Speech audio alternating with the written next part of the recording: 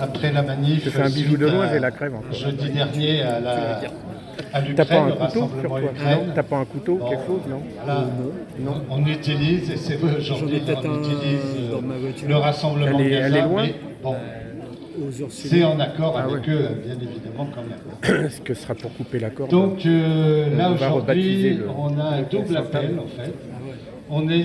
On appelle donc au nom de la coordination antiracisme du Trégor Guello, donc qui rassemble des syndicats, des associations, des partis politiques et tout ça, et tous ceux qui veulent les rejoindre, bien sûr, qui ne supportent pas la montée du racisme et la montée des extrémismes d'extrême droite en France et dans notre région, bien évidemment. Donc ça s'est monté suite à Calac, ce qui s'est passé à Calac. Et depuis, évidemment, ça continue parce que la montée... Pris de la ficelle. Non, mais j'ai tout ça. se développe Le truc est décrit. de plus en plus. Tu feras mettre la descente. Donc, je disais deux motifs. Là, bien sûr, Ouais, non, bah, je dernièrement, on a beaucoup parlé de la loi Darmanin, la loi Macron-Darmanin, n'oublions pas quand même. Donc, la dernière loi raciste et xénophobe votée donc, en France est appliquée. Appliquée en partie, parce qu'il y a une censure du Conseil constitutionnel, mais jeudi dernier, on avait commencé à parler justement de cette censure du Conseil constitutionnel en estimant que, bon, il y avait des bonnes choses, évidemment, là-dessus, mais en fait, en regardant de plus près aujourd'hui, on s'aperçoit que le texte est quasiment passé intégral avec les ajouts de la droite, bien sûr. C'est en minorité, en fait, il y a eu quelques points qui ont été retoqués, mais c'est vraiment infime par rapport à tout ce qui est passé et tout ce qui est en train. En fait, tout le texte n'a pas été étudié par le Conseil constitutionnel et il y a plein de saloperies en fait qui sont toujours là, qui sont complètement applicables dès maintenant et qui sont à la merci aussi de textes qui veulent venir. Alors il n'y a pas que l'AME, il y a bien d'autres choses aussi qui peuvent évidemment venir compléter ce qui a été rejeté pour un moment, mais ça ne veut pas dire que c'est anticonstitutionnel, donc ça veut dire que ça peut revenir à n'importe quel moment. Et c'est ce que préparent déjà des groupes de l'Assemblée nationale. On peut les classer à droite quand même, hein, heureusement, voilà, mais ça veut dire que le combat n'est pas terminé et qu'il va encore falloir continuer. On vous donnera quelques exemples tout à l'heure quand on va se diriger sur le pont Sainte-Anne. Alors, deuxième point donc, pour lequel on a appelé aujourd'hui, c'est par rapport à la commémoration. La commémoration, on en reparlera un peu plus en détail, je présente juste là, c'est le fait de commémorer, comme le nom l'indique, les morts aux frontières. Alors, les morts aux frontières, il y en a énormément évidemment. Il n'y en a pas qu'aux frontières, bien sûr. Hein. Pour ceux qui ont eu vent des informations de ce matin, intolérable encore en France, malgré une loi, d'apprendre qu'une jeune migrante mineure s'est suicidée dans le Puy-de-Dôme, dans une chambre d'hôtel, alors qu'elle n'a rien à faire dans une chambre d'hôtel.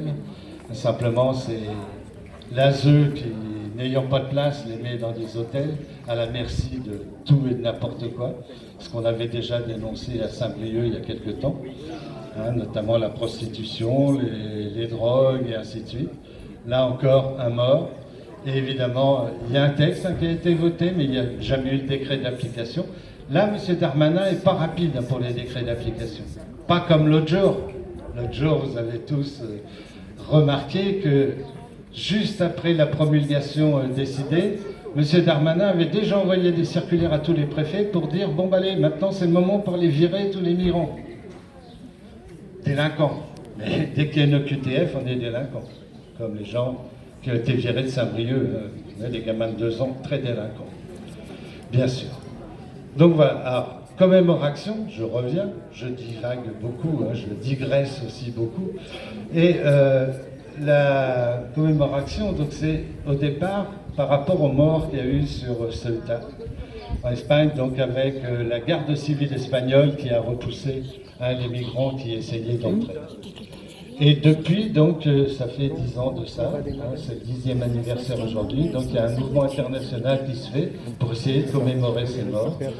Évidemment, on pense à tous les morts en Méditerranée, mais les morts dans la Manche également, les morts entre la Turquie et la Grèce, à Mayotte, et merci, voilà, et partout, donc voilà.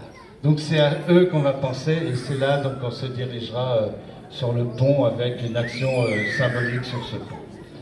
Maintenant, je laisse la parole à Anne-Marie, je pense, qui va nous parler de la loi, je crois.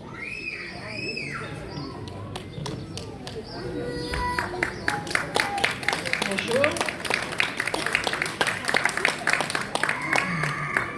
Ce jeudi 25 janvier, le Conseil constitutionnel a rendu son avis sur la loi Darmanin. Nous saluons le retrait d'un certain nombre de dispositions, mais ce qui en reste demeure l'une des pires lois de la Ve République. Une loi qui facilite grandement les conditions d'expulsion, une loi qui ne respecte pas les droits fondamentaux, une loi qui rendra plus précaire l'accueil des réfugiés et plus difficile les conditions de vie, pas seulement des sans-papiers, mais de l'ensemble des personnes d'origine étrangère.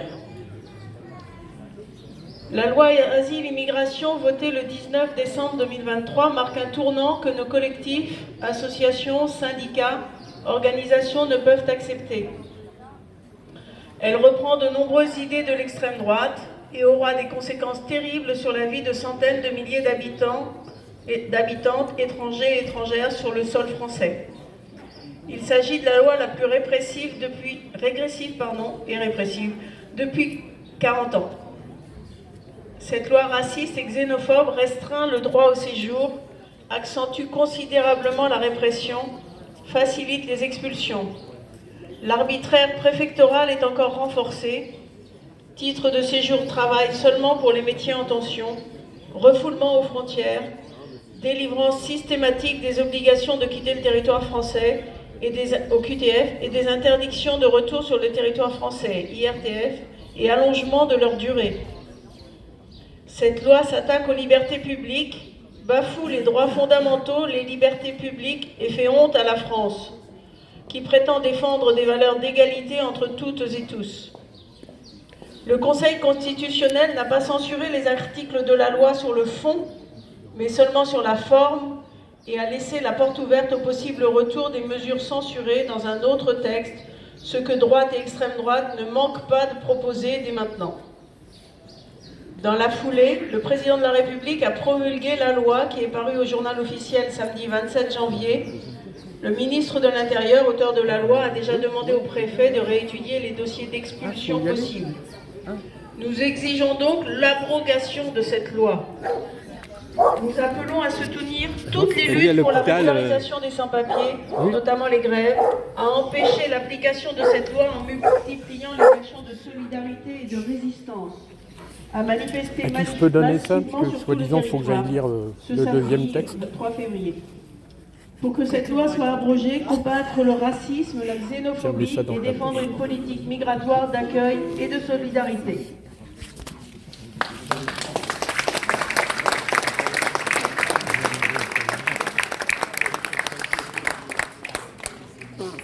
Juste un ou deux exemples rapides par rapport à la loi.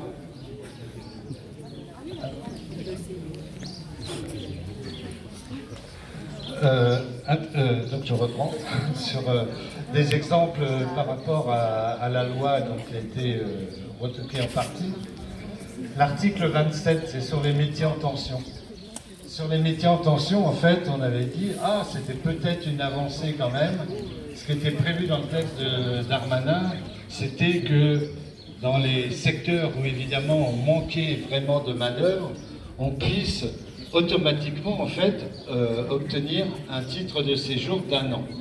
Pour les personnes évidemment qui en faisaient la demande, sans avis du patron, d'une entreprise, choses comme ça, c'était voilà, quelqu'un qui arrivait, qui avait travaillé pendant un moment, je sais pas, comme aide-soignant par exemple, hein, et qui pouvait demander d'infiltrer un titre ou dans la restauration, ou peu importe, symbole, à partir du moment où c'était un métier en tension. Donc ça, c'était systématique 1 an. Ça, c'était le projet. le Sénat est passé par là. Le Sénat a trouvé que c'était c'était un appel d'air. Donc c'était pas bon.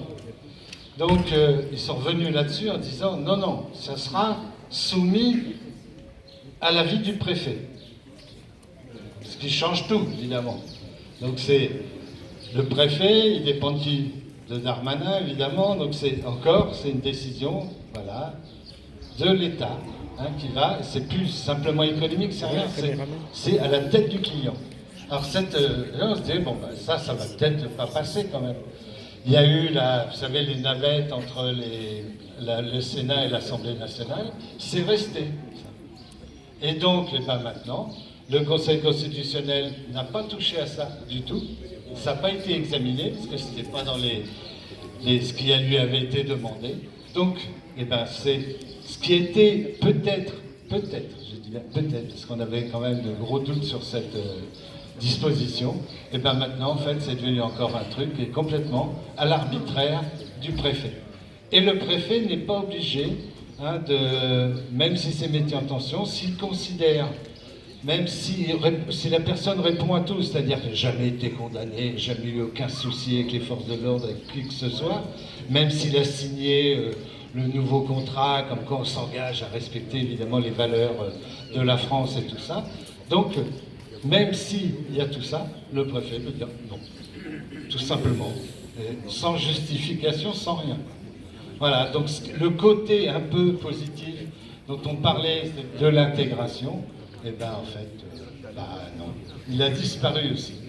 Et c'est pour ça, donc, quand Anne-Marie lisait dans le texte en disant qu'il y avait évidemment la loi encore, des lois très racistes et xénophobes, on y est complètement. Je veux dire, et c'est là vraiment, on dépend, et on le voit actuellement, il n'y a qu'à regarder ce qui se passe un peu à la préfecture des Côtes-d'Armor. Je veux dire, il y a des dossiers, il y a des gens, ils n'ont même pas de réponse, ça fait plus de 2 ans, quoi. 2 ans que le dossier est sur le bureau, malgré les relances et tout ça, il n'y a même pas de refus. Il n'y a pas d'acceptation, il n'y a pas de refus. Et les gens sont en train de crever en attendant.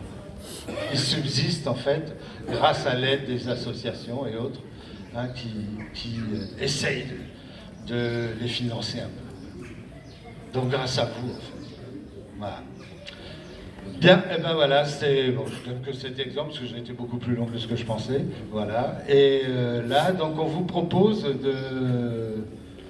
de descendre à droite, là tout de suite. Je ne connais pas le nom des rues, mais ça fait que quelques années que je suis là, quoi, c'est normal.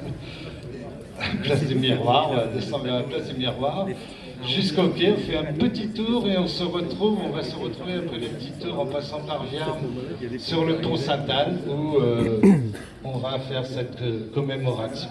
Voilà. À tout de suite, donc on suit la banderole par exemple.